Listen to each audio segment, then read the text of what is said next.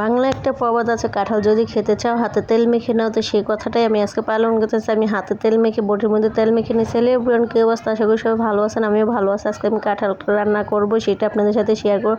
প্রথমে কাঁঠালটা কীভাবে কাটি সেটাই আপনাদেরকে দেখানোর চেষ্টা করবো। প্রথমে আমি হাতের মধ্যে তেল ভালো করে মেখে নিচ্ছি, নিয়ে বটির মধ্যে তেল মেখে নিই। তাহলে কী হয়, হাতের মধ্যে কষ্টটা, কাঁঠালের যে কষ্টটা থাকে সেই কষ্টটা ভরে না, আঠাটা ভরে না, বটির মধ্যেও ভরে না, বা ভরলো পরবর্তীতে আবার একটু তেল দিয়ে পরিষ্কার করে নিলে উঠে যায়।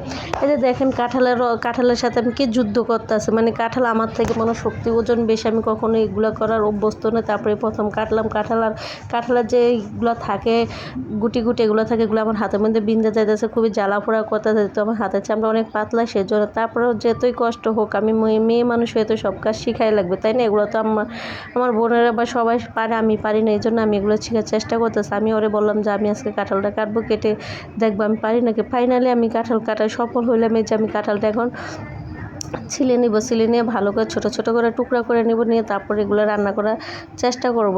সেই জন্য এখন কাঁঠালের ছিকলাগুলো কেটে নিচ্ছি। আর এই কাঁঠালটা আমার বোনের জামাই কোথা থেকে জানে আনছে, ওদের গাছেরও কাঁঠাল আছে। তারপরে যেহেতু ট্রাকের ড্রাইভাররা মনে করেন যেখানে যেটা পাই সেটাই নিয়ে আসে। এটা ছুরি বলতে না, মানে ওর ভাইয়ের গাছ থেকে নিয়ে আসছে, আইনা রেখে দিয়েছে। পর আমার দেখে ভালো লাগছে, তাই আমি বললাম যে কাঁঠালটা রান্না করা। আর প্রতি বছরই আমাদের এই নিয়মটা পালন করা হয়, আমরা ছোটোবেলা থেকে দেখছি আমার মা প্রতি বছরই কাঁচা কাঁঠাল 2-1 বার করে রান্না করে সব গ্রামের সবারে দিবে একটু একটু করে, সবাই খেয়ে প্রশংসা করতে।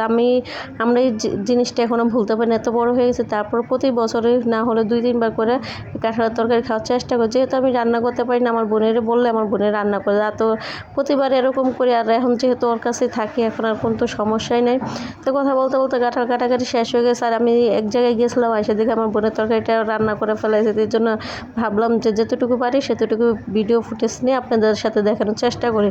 তো একটু যে ফুটেজ নিলাম, নিয়ে যে আবার দেখতেছি রান্নাটা পুরো হয়ে গেছে। যেহেতু ঘরে আজকে কোনো সবজি আসলো না, 2 রকমের ডাল দিয়ে এই তরকারিটা রান্না করা হয়েছে। যেহেতু ঘরে কোনো সবজি আসলো আর এই তরকারিটা, কাঁঠালের তরকারিটা আমরা এইভাবেই খাইতে ভালোবাসি, অনেক ধরনের সবজি দিয়ে, অনেক ধরনের ডাউল দিয়ে তারপরে তরকারিটা রান্না করে খেতে খুবই ভালো হয়। তারপর যেহেতু কোনো সবজি জানে 2 রকমের ডাউল দিয়েছে, মসুর ডাল আর অ্যাঙ্কার কালাই দিয়েছে, সেজন্য তারপর খেতে খুবই ভালো হয়েছে। আর রান্না করে সবাই আত্মীয় স্বজন এক বাটি করে দিয়ে সবাই তো খেয়ে খুবই প্রশংসা করছে। এই যে দেখেন তরকারির ফাইনাল লুক, এই যে রান্নাটা হয়ে গেছে। আর খেতে এত মজা হয়েছে, আমি তো লাটতাছি, যে এটা আমি করলাম লাটতাছি, আমি লাটতাছি আর চুলার উপর থেকে খাইতেছে। ওর রান্না করছে প্রথমে রাইস কুকারে রান্না করে এখানে গ্যাসের উপরে দিয়েছে, যাতে আস্তে আস্তে নিবু জালে তরকারিটা হয়ে যায়। তো তরকারিটা ফাইনালি হয়ে গেছে। আজকে কাঁঠালের তরকারিটা কেমন হয়েছে অবশ্যই কমেন্টস করে জানাবেন। আর যদি আমার ভিডিওটা ভালো লাগে অবশ্যই একটু শেয়ার করে দিবেন। আপনাদের শেয়ারে একটু আমার জানি এই কথাটা বলা উচিত না, তারপর কেন জানি বলে ফেলে। তো পরবর্তী আর একটা নতুন ভিডিও নিয়ে চলে আসবো। আল্লাহ হাফেজ।